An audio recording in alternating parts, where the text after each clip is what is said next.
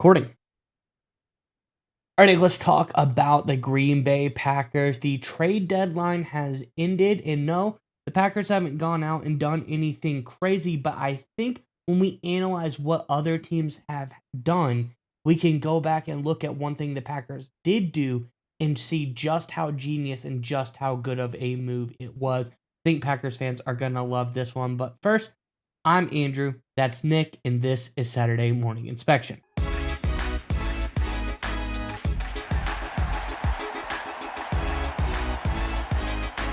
All right, Nick, as I alluded to, Packers fans got something to be excited about because the Packers went out and did something. They were the first movers. They made a big splash in the trade market and got the deal done with Micah Parsons. And I think because of that, they got an absolutely stellar deal. So that is, if you compare it to some other big name deals that were done at the end of this trade deadline cycle.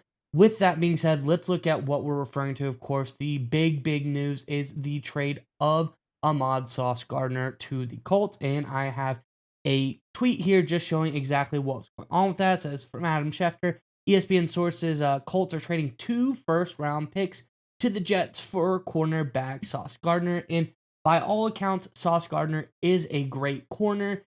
Maybe some down numbers the last couple of years, but that's because the Jets are a very bad team. We know he has the talent. We know he has the skill. And I think by all accounts, he is definitely worth those 2 first-round picks. But what does that mean? Let's go and just refresh everybody's memory in case you forgot what the Packers were able to get Micah Parsons for. That leads me to this old tweet from Schefter. It says ESPN sources, the Cowboys are trading 3-time All-Pro linebacker to the Green Bay Packers. Parsons, the Packers already reached deal and trade in hand. And it goes on, the Packers traded Parsons for 2 first-round picks as well as a defensive lineman as well. You know, a low-tier player. Nobody, I think, that was too impactful to the team. So basically the same amount. The Packers got Parsons for the same amount of value as the Jets got Gardner for. What does that mean?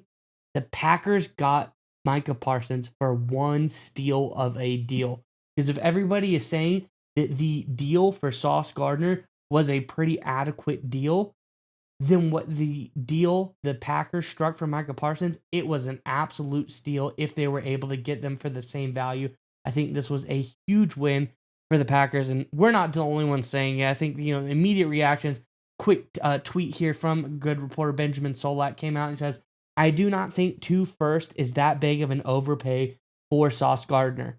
I do think 2 first was an insane underpay for Micah Parsons. And if we look at just their stats over the last couple of years, you can see just why people are thinking this.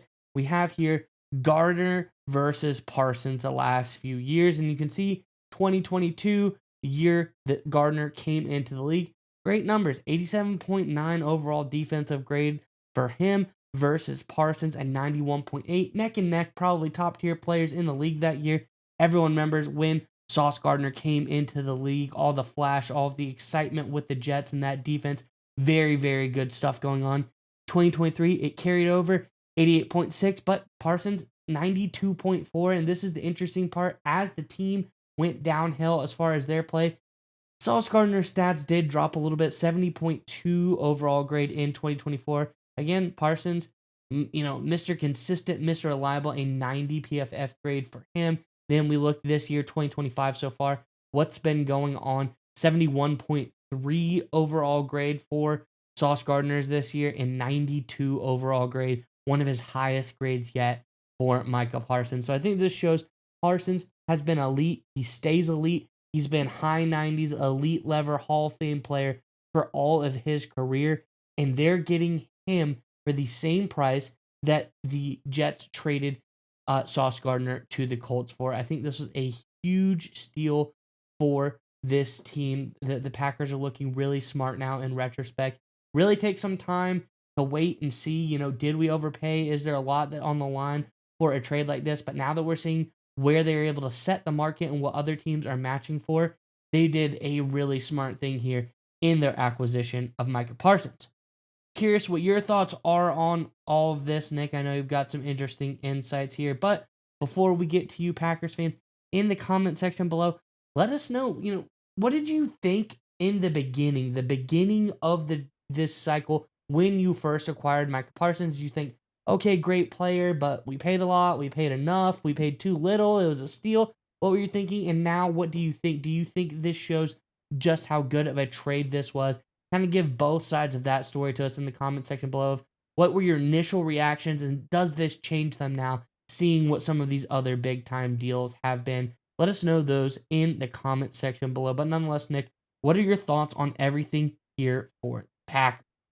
Well, I think it just goes to show the Packers are the big winners of the trade deadline, at least when it comes to the contenders in the National Football League. I mean, look, the Colts, obviously adding Sauce Gardner, they feel like they're in a chance to win a championship off to a really good start this season. But the reality is the Packers made their trade deadline acquisition before the season even started, right? The Micah Parsons deal, of course. So when you're ahead of the game there, you get a chance to sit back and relax and let other teams try to scramble and keep up. And that's what we saw in Indianapolis, and that's what we saw with a lot of teams across the NFL. You saw the Seahawks, they try and add another playmaker, right? We see this across the board. There's a lot of teams just trying to add pieces, and the Green Bay Packers get to, I understand it's frustrating for some Packers fans, but you get to kind of sit pat and see what other teams are doing and see what other teams have going on in this situation, because you already made your big deal, right? You already surrendered 2 first-round picks and a veteran player, a good solid player in Kenny Clark. So you get to sit back and wait and see what other teams are going to do.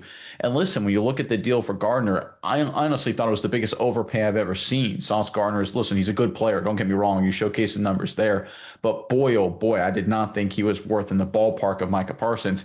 And at the time, and even now, I don't think the Packers got a steal for Parsons. I think it was a fair trade. I think if you look at what both sides wanted and what both sides needed, they both kind of got out okay. And 2 number ones and a good player, that's a lot to give up. And that's essentially, although I wouldn't call Mitchell a good player necessarily, 2 number ones is definitely a lot to give up when it comes to Sauce Gardner. And you brought up his numbers in terms of metrics and PFF. I got another one for you. Let's pull up some data I compiled courtesy of overthecap.com. And one of the things I look at when it comes to star players, when you acquire star players, you're going to have to pay them a lot of money. So I want to see, how are you performing on a valuation basis versus your APY, annualized per year cap hit. Both Gardner and Micah Parsons have recently signed extensions. So I'm using the APY of those extensions. And you have the valuation in blue. Valuation is a metric from overthecap.com where they look at your performance, they look at your age, they look at your production, right? They look at all these factors to assign a numerical value to how much you should theoretically be worth in an open market. You can see the valuation is in blue. You can see the APY from the players' extensions in red. Sauce Gardner on the left, Micah Parsons on the right.